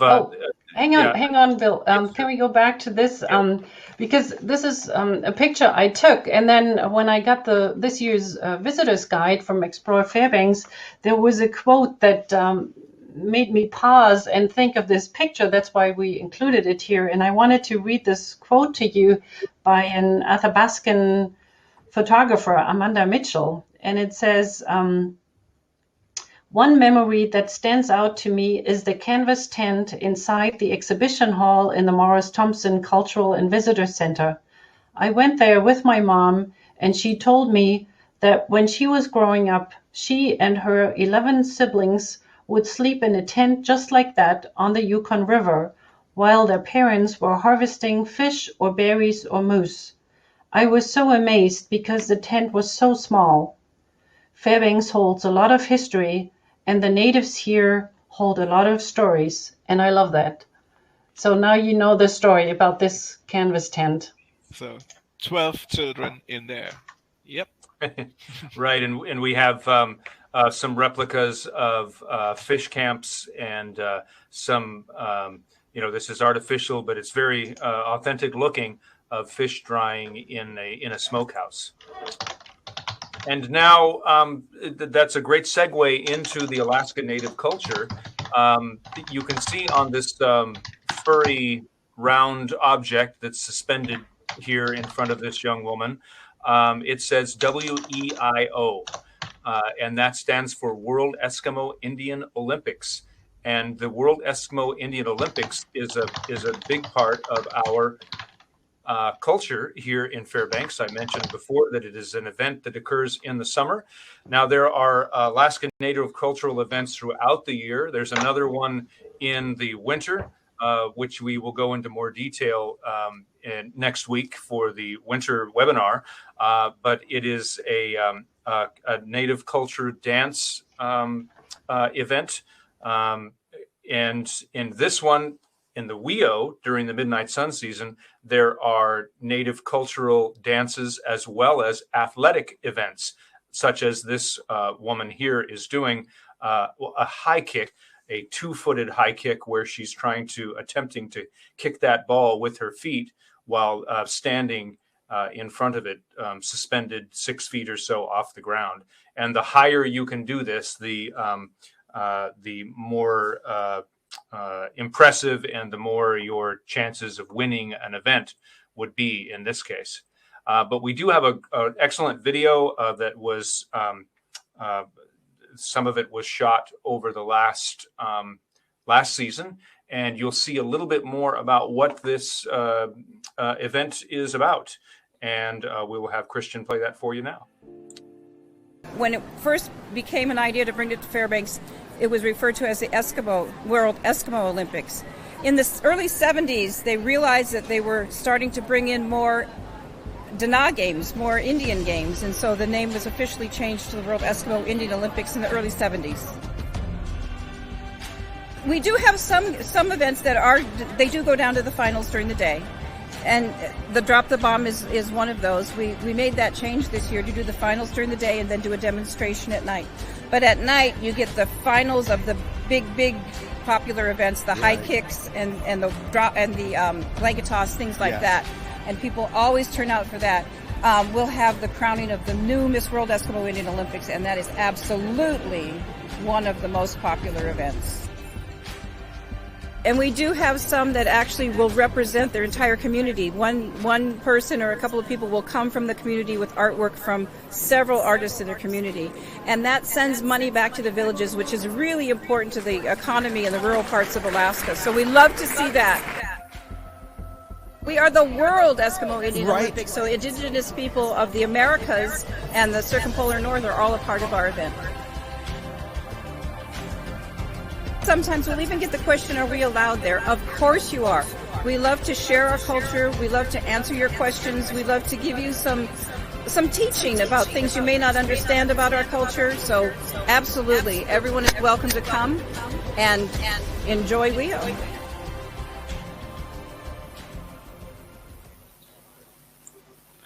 And one little known fact is that during the day, while they do have some competitions, especially preliminary athletic competitions, the entrance is free, so there's no charge. And it is only at night, beginning around 6 p.m., when they do finals in their athletic competitions. And as she mentioned, the Miss WIO competition, those are all require a fee to get into. But if you're there during the day, it's quite easy just to pop in and see how things are going. Yeah, and as Elke just said in the chat, they take place every year. Yes, that's right. So it's there every year. And what really surprises me so much, when I think about like Eskimo Indian Olympics, I think about dancing, about the singing, the music. I never knew there was so much sports involved as well. So this is really surprising, and it's like what these people are doing is so difficult. It's from an athletics perspective. It's so challenging what they're doing. It's really something that surprised me. I didn't know it was part of it. That's right. And there's Elke there with Miss WIO from I'm not sure what year this was, but Elke, you look like you could compete yourself. Thank you. Well, this was in 2015 when I had the pleasure of attending WIO, and it was so moving for me. I remember one of the conversations I had with one of the natives there in the art section, and we were talking about soul food. I learned a lot, just from that conversation. And the sports events, Christian, to answer, or to explain to you why they are there, these sport events, they stem from survival techniques in the far north. So it's not just a pastime, it's really to survive. And I'm not sure if this is true or not, but Bill, maybe you know if this was just a story or if this is true. I was told that the 1 foot high kick, where they touch the ball, up in the air is like the traditional way of a cell phone, because this is how they communicated to the village people when they caught something on the water, and that the village people had to get ready to to process the food, the catch that they had. And I'm not sure. Yes, no, that's about correct. It's like ringing the dinner bell. Yeah. And because the tundra and the landscape is so very flat, it only takes a little bit of height for it to be seen for several kilometers away. When you kick an object up into the sky, then it can be seen. And it's kind of like smoke signals in a way in the north. Yeah. And there's Elke with some guests in the Morris Thompson Center dressed in traditional Alaska Native clothing. And lovely WEO, Miss WEO participants there to wrapping up our Native culture segment here. And of course, you can also occasionally get a chance to join the fun yourself, right, Elke? Yeah, which I did here. I was attending one of the cultural performances at the Morris Thompson Center, and it's just like WEO. When you have guests that are not coming to the WEO celebrations in mid-July, WEO takes place for 4 days, and it always starts on the third Wednesday in July. So even if you don't know the exact dates when you book itineraries, when you plan itineraries, just remember the third Wednesday in July. That's when it starts, and goes on for 4 days. But how difficult is it to get tickets for the evening events? That's one of the questions we got. It's not difficult. You can get them the day of. You could buy them in advance online. They do have a website. I believe it's weo.org, .org, WEIO.org. And yes, so they sell tickets on the location as well as on their website. Okay, and it's not like you need to book it a year beforehand or something. No. Yeah, I've seen large crowds, but never sell out like that. Okay, got it. Yep, thanks. Yeah, and there's Elke, who made a new friend, dancing. While dancing. Yes. Yeah, and that's what I wanted to say. When you have guests that are not in town doing WEO, then there are lots of opportunities in town to meet Native people and interact with them, like I did here on the dance floor. So it's very, very easy, and they're very approachable. And they also sometimes hold workshops where you can make little necklaces or earrings or whatever under the guidance of a local Native. So I highly recommend that if you have a chance to do so. And now I believe we have, Christian, if I'm correct, we have a short video to show about our museums, and we can move on from there. So let's listen to Willie and what he has to say about Fairbanks museums. Well, one of the best ways to explore Fairbanks at this time of the year is to get out, visit the museums, the cultural centers. We have 20 cultural centers and museums here in the area. From the U8 Museum of the North, Chena Hot Springs Ice Museums, and of course the Fountainhead Antique Auto Museum. So get out, be safe, and explore local.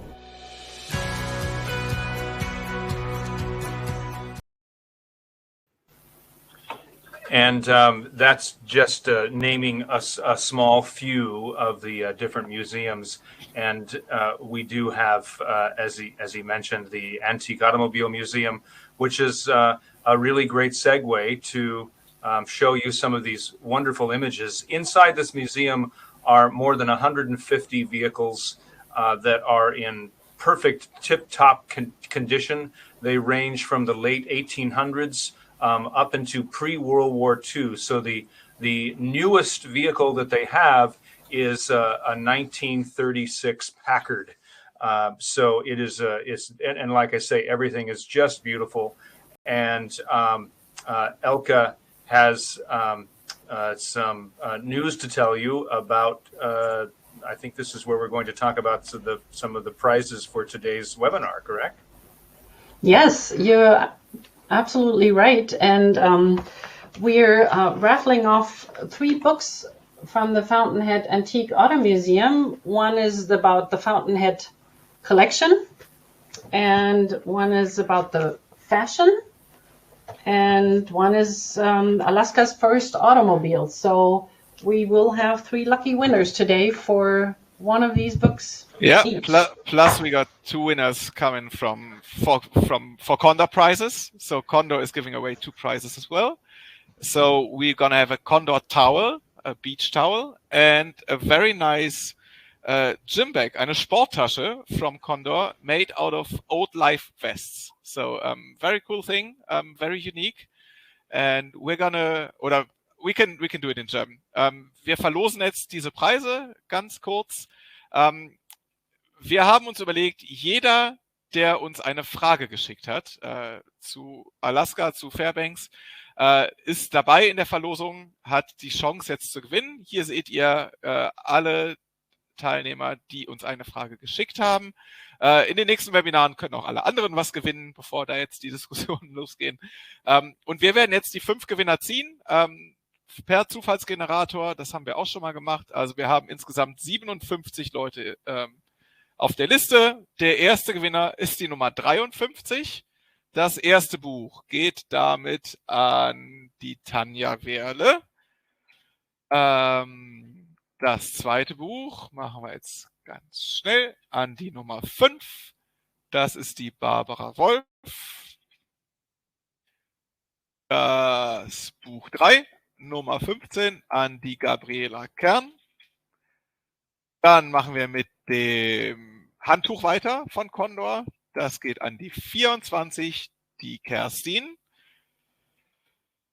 Und die schicke Sporttasche von Condor geht an die Nummer 10, an die Christina van Dijk.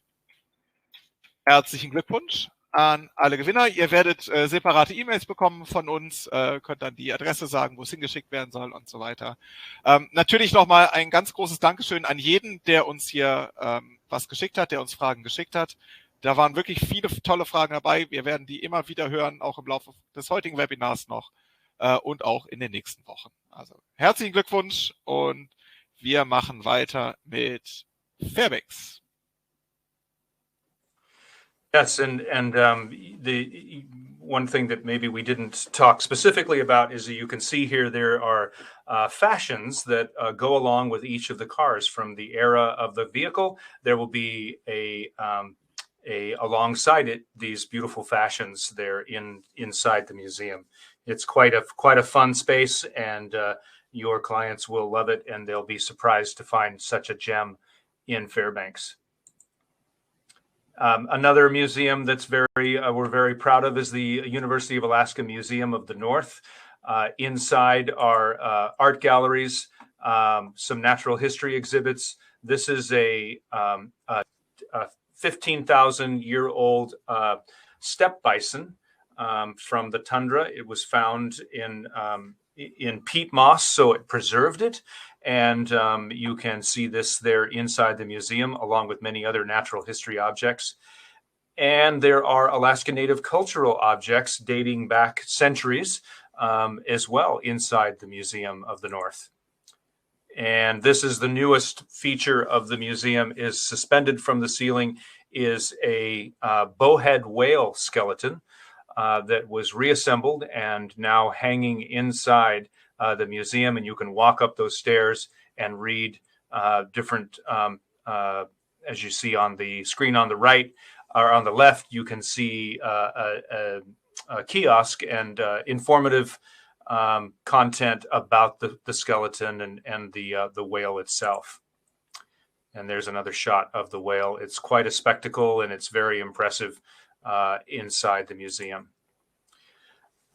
I mentioned before we would be visiting Pioneer Park in the middle of town. Pioneer Park was created in 1967 as a celebration of the centennial of the purchase of Alaska from Russia.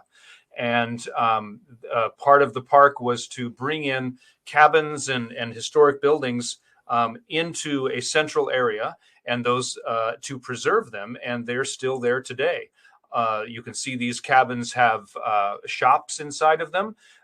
You can browse and visit. There are some art galleries and restaurants and different ways to explore. And also in the middle of the park is this the Last Lady of the River. It's the SS Nenana, dating back to how transportation was done all the way through from the early 20th century into the middle 20th century until this particular riverboat was put in dry dock and allows for visitors to explore it right there in the middle of the park. There's also entertainment and Pioneer Air Museum, along with the Pioneer Museum itself. In addition to museums, there's a lovely salmon bake that has salmon, halibut, steak, and all grilled right there over this nice wood charcoal fire. And if you're really a good kid, you get a chance to ride on the the wooden salmon, but watch out for splinters. And one more question we have to ask here from you, the questions that you have sent in. Let's hear what this answer is from an Alaskan. Yeah, I think this one was about, did you ever try to find gold on your own property?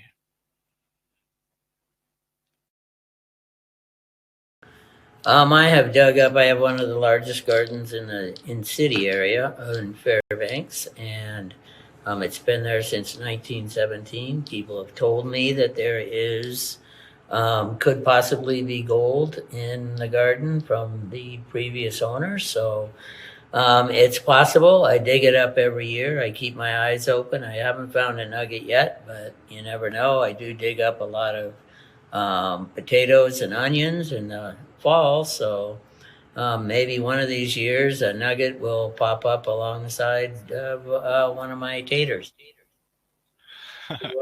So I think he definitely has gold fever. Yes, he does. Another one of our friendly visitor services personnel. Also very much near in part of our town, Fairbanks' own Central Park. It is the Creamersfield Migratory Waterfowl Refuge. One of the twists that happens in Fairbanks is because the airport is so close to town and on an open field, there was a time where they had to be concerned about waterfowl getting into the flight path.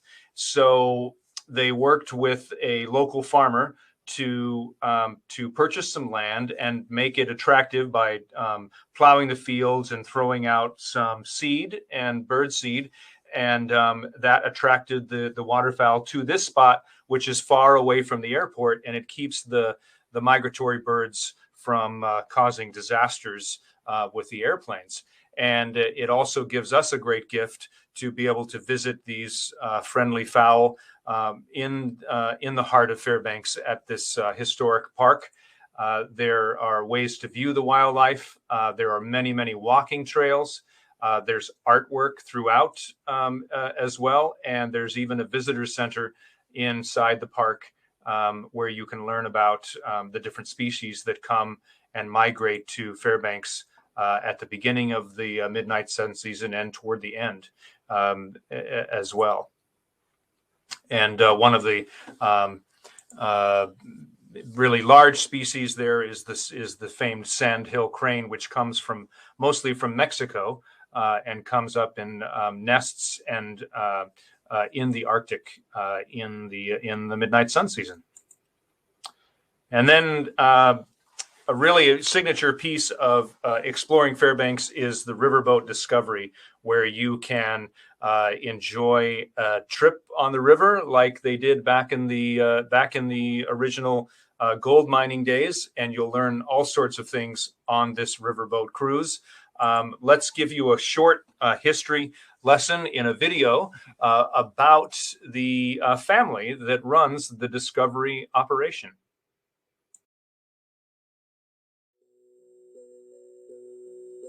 Family first came to Alaska in 1898 when my great-grandfather, Charlie Binkley, came like so many other people did for the Klondike Gold Rush.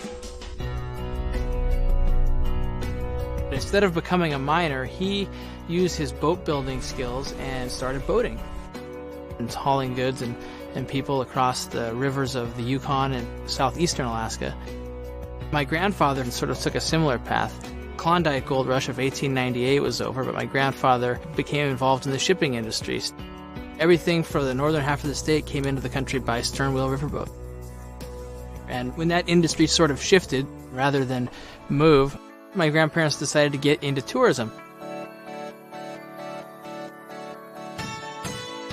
This trip is about the history of Alaska and the experiences my great-grandfather and grandfather had back in the old days.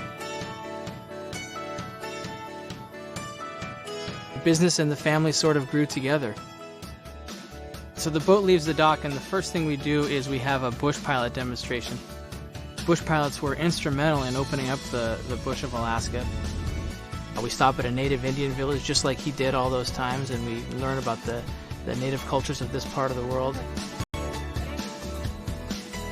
We'll stop by the home of the former Iditarod champion Susan Butcher.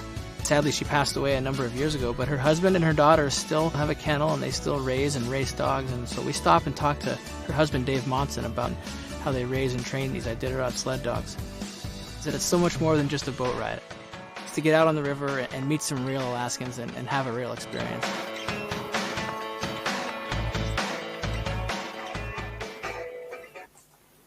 Yeah, so this really is family business, right? I think you told me it's the 5th generation, Bill? Is that right? It is, yes. It's the 5th generation from the mid-20th century to now.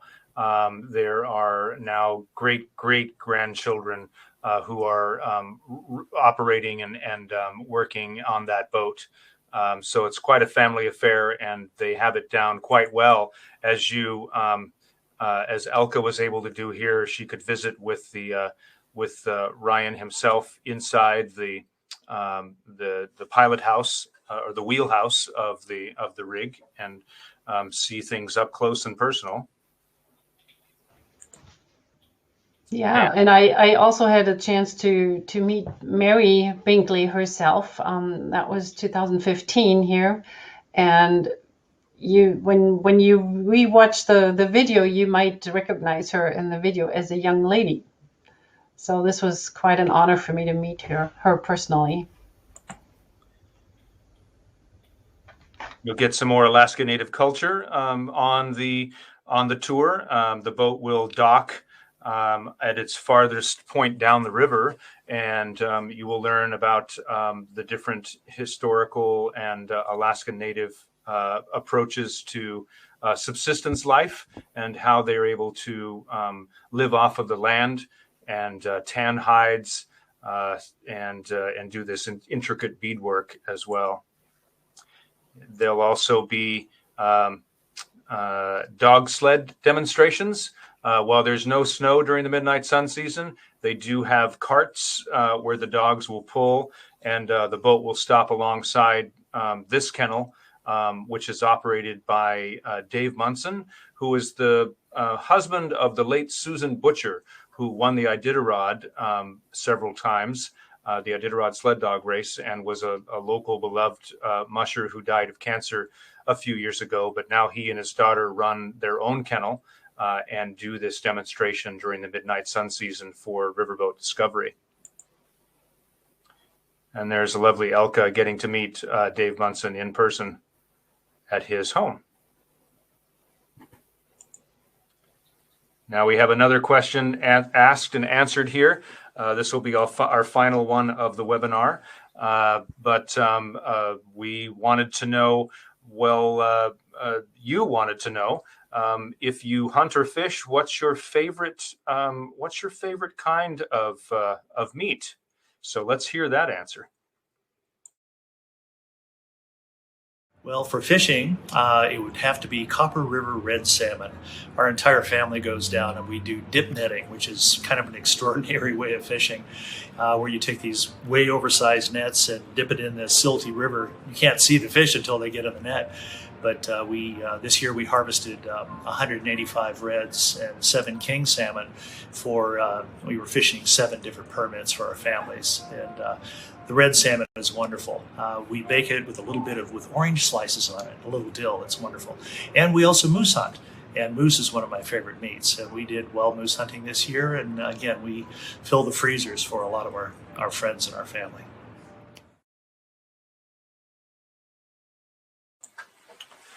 Yeah, so there you have it. I think I agree with him wholeheartedly that Copper River Reds are delicious. I have several of them in my freezer. This is another species that you can get right here in Fairbanks in the rivers, the Arctic grayling. And they are a beautiful fish and relatively easy to catch and find in interior rivers here.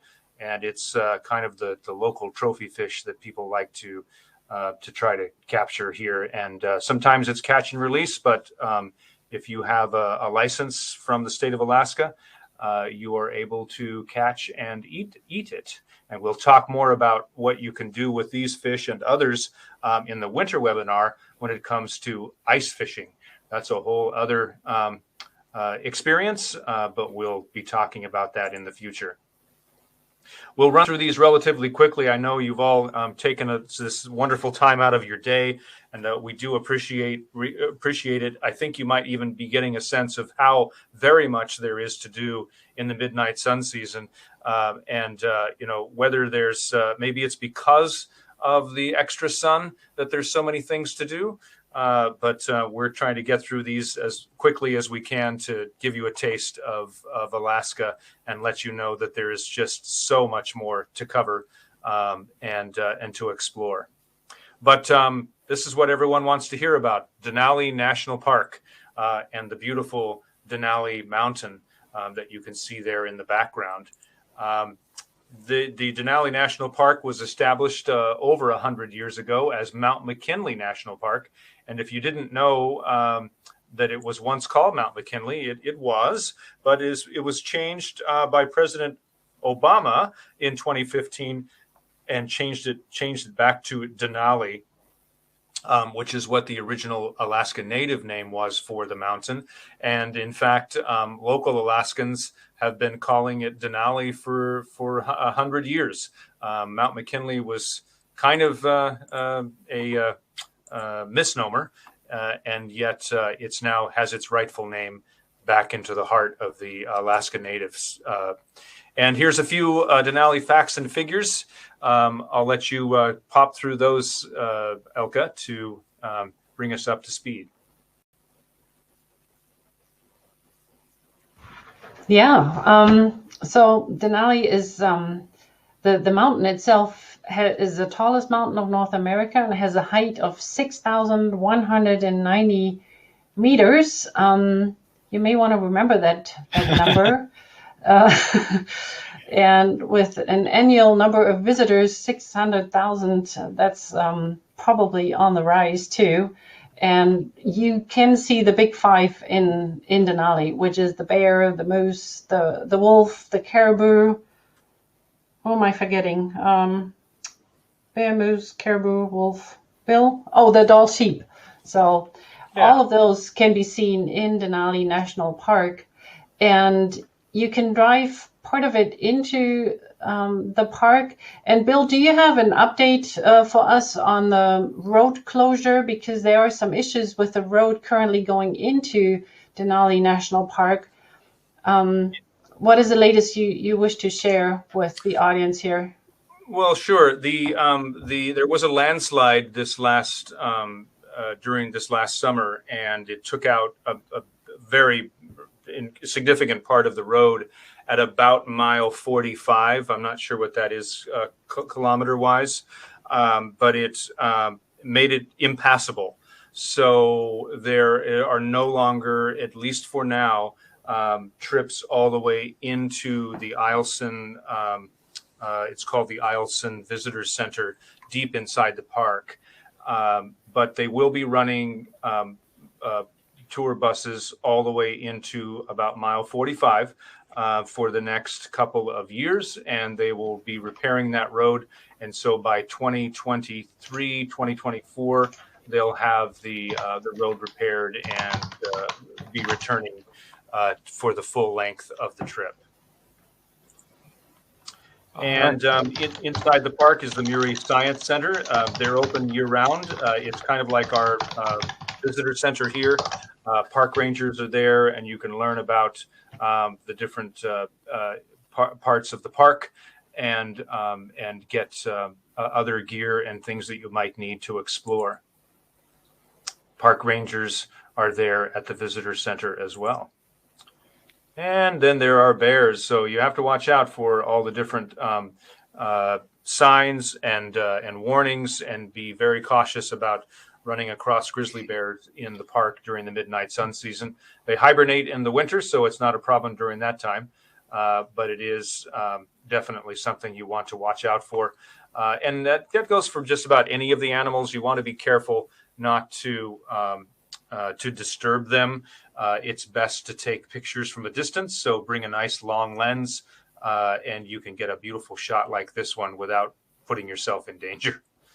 Okay, and I want to take over here for a second bevor we leave Denali. Hier ist die Frage 2.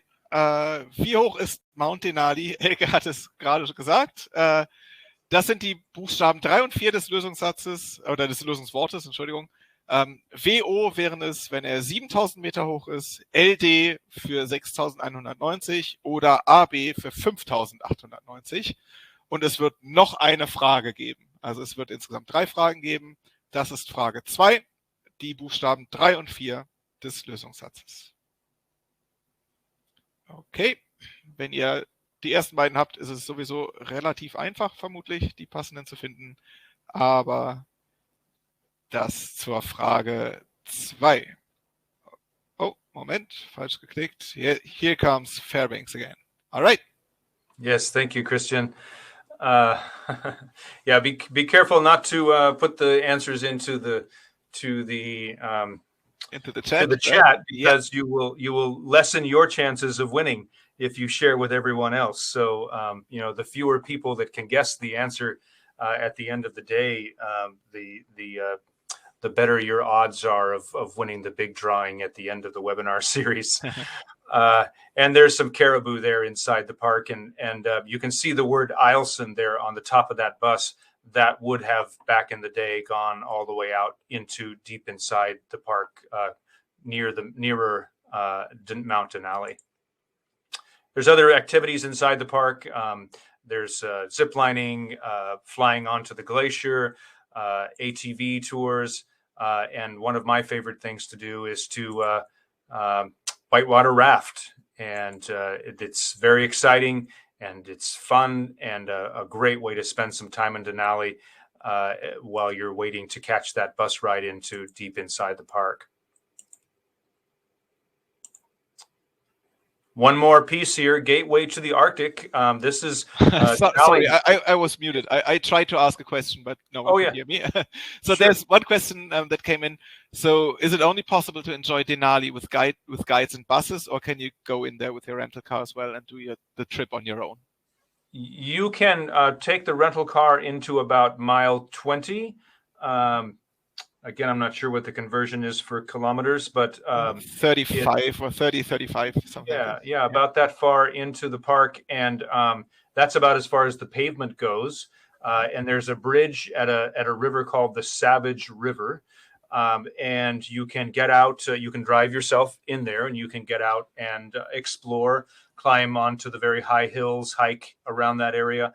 But private vehicles are not allowed to go past that point into the park. So that's where you would need a bus and to take the guided tour into the park. Okay, perfect. Yeah. Thanks. So everyone who's worried about the time, I know we took a long time already. It's not too much more that is to come. So if you have another 10 minutes or so, then we will be finished, and the question 3 will be coming up shortly. Yeah. Okay. Yeah, again, thanks for being patient with us, everyone. Gateway to the Arctic. Now we're looking north of Fairbanks, and we're talking about these different parts of the Arctic. There's the Brooks Range just directly north to us, the Arctic coast in the far north, and then the Western Arctic out to the west of us here. The Brooks Range is accessible by road. This is the famous Dalton Highway that can get you into up into Coldfoot and even beyond the Brooks Range up into the Arctic Ocean, up here to the Arctic coast.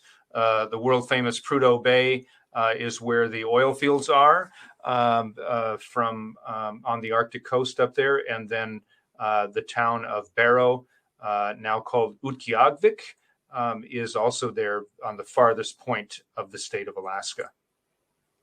And then the Western Arctic, you can get there through charter flights and so on to be able to see Nome, the Bering Land Bridge National Preserve, and Kotzebue also over there. And these are Kotzebue in particular is a Alaska Native village, very much steeped in Alaska Native culture. If you wanted to find out more about that, you can fly directly in there from Anchorage on Alaska Airlines. And these are the different species of animals that we have in the Arctic: the caribou, lynx, muskox in the lower left, and then the famous polar bear in the upper left as well. But this is the Dalton Highway, and this is really the Fairbanks connection. You can travel all the way up into Prudhoe Bay if you have the right kind of vehicle. That is one that you're allowed to drive based on the rental agreements. But if you do this, you're only going to have just a few places where you can get services, gasoline and clean your windshield and things like that. One is at the Yukon River, one is at Coldfoot, and then quite a long haul all the way up into Prudhoe Bay and Dead Horse. So if people take that trip from Coldfoot into Dead Horse, they often bring extra fuel tanks with them and fuel up along the way so they don't run out of steam on their way up. And a little ways not too far from town is a place that Elke has visited called the Arctic Circle Trading Post, right, Elke? Yes, and we were able to meet the owner here, Joe Carlson, and he raised 20 children in the wilderness up here, and his kids actually sold lemonade to the truck drivers that were servicing the pipeline construction. And the lemonade stand can still be seen today when you stop there. And a little farther north of that is the beginning of the Dalton Highway, and this would be the one that takes you all the way up to Prudhoe Bay. Most often, people will go up to Coldfoot, which is just a little bit above the Arctic Circle, and along the way is crossing the Arctic Circle, and you can get your picture taken here. And if you want to watch out for the bump, you need to maybe someone will have to help you across that amazing line of the Arctic Circle. And right, as you can see, they even roll out the red carpet for you. So yeah, that's right. And you can get an Arctic Circle certificate that shows that you actually did cross the Arctic Circle in the land of the midnight sun. You can do this any time of year, and we have them right here in our own visitor center. That we would sign and date and certify that you indeed have crossed the Arctic Circle. There's a post office in Coldfoot, a little farther north of the Arctic Circle, as well as other services. It's essentially a truck stop for truckers to fuel up on their way up north into the oil fields of Prudhoe Bay. And just a little farther north of that is a place called Wiseman, Alaska. And we do have a video, but what you'll find about this video is while it's not midnight sun season, it is one of our newer partners who has created quite the buzz of a place right in this town of Wiseman. And it's a retreat, and you'll want to watch this to learn all about it. Yes, before we watch the video about Arctic Hive, the new property, there's one other question that came in that I want to ask first, because I really think it's important. Regarding Denali, are there any accommodation tips, or what are the possibilities you have there? Before we move on to Wiseman, I want to finish Denali first. There are hundreds of options in Denali National Park. There are campgrounds, of course, where you could, pick a spot and pay a small fee to camp there, whether it be an RV or a tent. But there are hundreds of hotel rooms. Okay. Many of the major players, Princess, Holland America, and many independent organizations own properties right there on the entrance to the park. And it's a great spot to find all those other activities I mentioned earlier, like whitewater rafting and zip lining and so on. It's quite a lot of commerce there just at the entrance to the park. All right, perfect. Thanks. All right, so let's take a look at Wiseman. I really love that video now. So coming up now.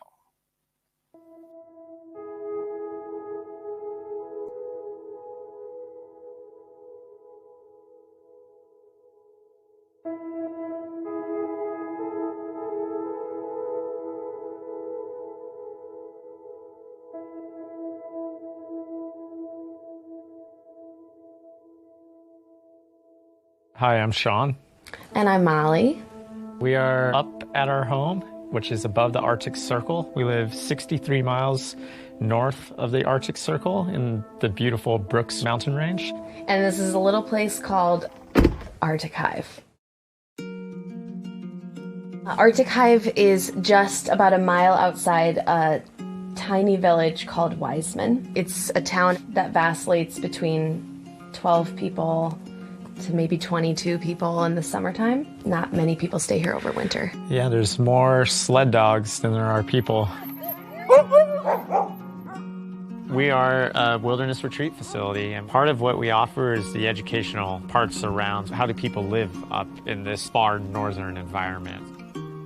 There is ice that is underneath all of this ground up here called permafrost. Because of the permafrost, we can't have any sort of plumbing. It would just freeze. So we get our water from the river, and it's all filtered.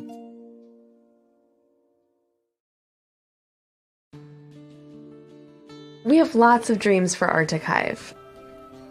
We were adamant on being able to provide a comfortable environment. And that means amazing guest cabins where people have their own space, comfortable beds, they're really nice. And then this igloo, this is our common area.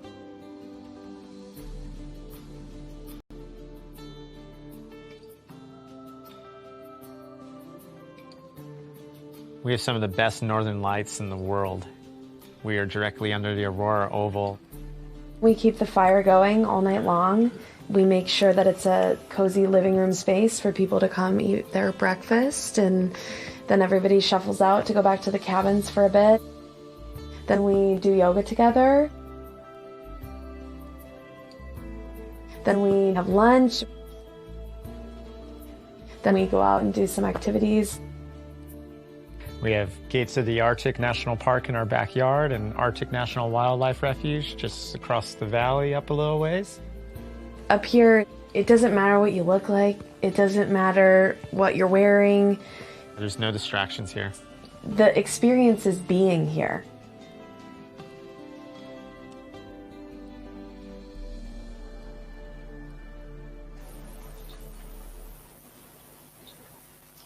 Yeah.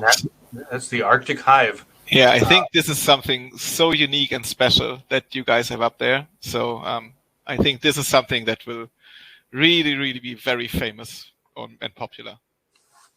Yes, and they may have to build more cabins to accommodate all the excitement. Yep. These are more beautiful shots of the. Of course, the Dalton Highway was built for the construction of the Alaska pipeline. And so along the road, you will see the pipeline several times throughout. And that goes for even all the way down to Valdez, Alaska, if you head down our secondary highway, you will see the pipeline along that area as well. And a nice, beautiful aerial view of the Brooks Range, which you would see if you did a fly tour. You can do fly up to the Arctic, or you can do a fly drive or a drive. The flight takes about 90 minutes, so you could do a half-a-day tour all the way up and back in one day and still see these beautiful sights. You'd be able to tour the village of Wiseman as well as Coldfoot on the ground as well. Okay, und hier kommt endlich die dritte Frage, auf die ihr alle sehnsüchtig wartet, glaube ich. Wir möchten noch von euch wissen, wer hat am Anfang aufgepasst, wann ist die Sommersaison beziehungsweise die Midnight Sun Season in Fairbanks?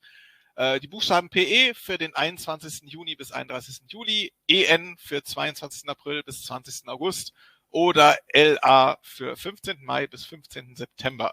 Das sind die letzten Buchstaben des Lösungswortes, also die Buchstaben 5 und 6. Ihr solltet jetzt ein wunderschönes Wort beisammen haben, wenn alles passt. All right, so just let's keep it a few more seconds on here so that everyone can see it. And then yes. So everyone, we're nearly there. We're nearly through. Only very few more slides. All right, Bill. I think we can carry on. Sounds good. And we have some great resources available on our website. One of them is a German language Dalton Highway guide. So if you're interested in traveling to the Arctic along that Dalton Highway, we have a guide specifically translated in German that you can find on our website to learn more about how to navigate. Just a review here of our locations that we spent time today here on the screen, and as well as the Arctic and Denali National Park to the north and south of this map. And Elke has, here's the driving distances again on the, so you can see approximately where Denali National Park is and where the Arctic Circle is as well. Just to point out once again where Wiseman is. So this is where the Arctic Hive is. Yes. Wiseman's right here. Let's see, I need a, I'm not getting. No, well, maybe I can only, but it should be marked already. So. Yeah. All right. And then Elke, tell them about this lovely itinerary you have here prepared. Yes, I wanted to point out to you that we have the German language brochure that also contains a travel itinerary, 7-day travel itinerary under the Midnight Sun, and under the, in combination with the direct flights on Condor. You would arrive on day first in Fairbanks in the evening, have time to settle in and, go to your hotel room. The next day, for instance, you could stroll around downtown and visit some of the wonderful places that we have talked about today, such as the Morris Thompson Center or the downtown art galleries or the museums on that campus or in town. And then maybe the third day or so, you can venture up north to go above the Arctic Circle. What I always recommend about going above the Arctic Circle is you should plan 2 nights on either end of the journey. If you do a fly drive tour, for instance, then that would be recommended because it's a full day adventure going across the Arctic Circle. The shortest option you could choose for your clients or for yourself is a half-day adventure. And a full day, for instance, in town, you can also spend with gold panning and in combination with the riverboat tour, for instance, to see Brian and his family and operations and Dave Monson and learn about that. That's a full day right there. So, and then looking at the Condor connection, with the direct flights every Thursday, you could easily spend 7 days in our area. And if you want to combine it with Anchorage, it's recommendable to tie in the Alaska Railroad to travel south, or even just hop on the railroad to travel down to Denali, which takes about 4 hours from Fairbanks, and then spend maybe 2 nights in Denali and the area down there. So as you can see, I mean, there are lots of options to travel around and to plan an itinerary. And this is just a rough idea of how you could tie in things together that we've talked about today. But the experts for you are really located all over German-speaking Europe, in Germany, Austria, and Switzerland, and you find them all on our website. We have the partners listed here, so they can all help you book tours, plan itineraries. You get some ideas from us, talk to me, and I will also be able to give you brochures, give you advice, put you on our mailing list if you wish. Here's my phone number and my email again. So I'm really your year-round, I would say 24/7 Explore Fairbanks contact for all of the questions you may have, and I will be very happy to point you in the right direction. Perfect. All right. Thank you. I want to thank everyone for sticking with us today. It's been a great time with you, and I hope to see many of you in Fairbanks in a future visit. Yeah. Well, thank you very much. I think we got 2 more questions that are open. One was, is it allowed to camp everywhere in the wild, or does it have to be specific campsites where you're allowed to camp with an RV? Yes.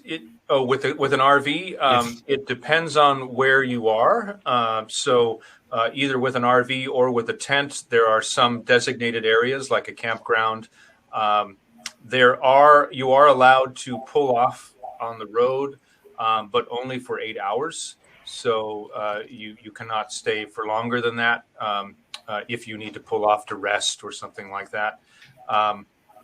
And then there are many campgrounds throughout the state campgrounds, private campgrounds, national park campgrounds. But inside Denali National Park, they have specific designated areas where you can camp, but all the other national parks allow you to find a spot on your own and camp. All right, perfect. The other question was concerning Arctic Hive. I don't know how familiar you are with them, but the first question is, are the cabins heated as well? I think that's a definite yes. I would suppose. Right. They don't leave any tourists out there without heating, and if you know if there's just one outhouse or if there are several, or how does it work? So I'm not sure how they're doing those. We have a travel writer there right now that's visiting, and we'll be writing a story on them. And as soon as I hear back, I'll share that with Elke, and we'll have that information on hand. Okay, perfect. Yeah, well, as you said, it's a brand new product, and they just opened up this summer. Is that right? Last winter. Last winter. Okay. Yeah. Oh, yeah. True. The images we saw were in winter, right? That's right. So yeah. So these are the questions I still had open. Yes, I think so. We will not be at CMT Consumer Show in Stuttgart, unfortunately. We will be in Munich in February. We will be there, but we will not do CMT this year. That was one of the questions I saw. Well, everyone, thank you so much. I think this is the longest webinar we've ever had, 2 hours. Thank you so much for spending all this time with us. I promise we will try to be a lot shorter next week when we will be talking about winter season in Fairbanks. We hope it's going to be 90 minutes, not 2 hours then. But well, as you can see and hear, there are so many great things about Fairbanks, so many attractions, so many great accommodation types, so much to see into.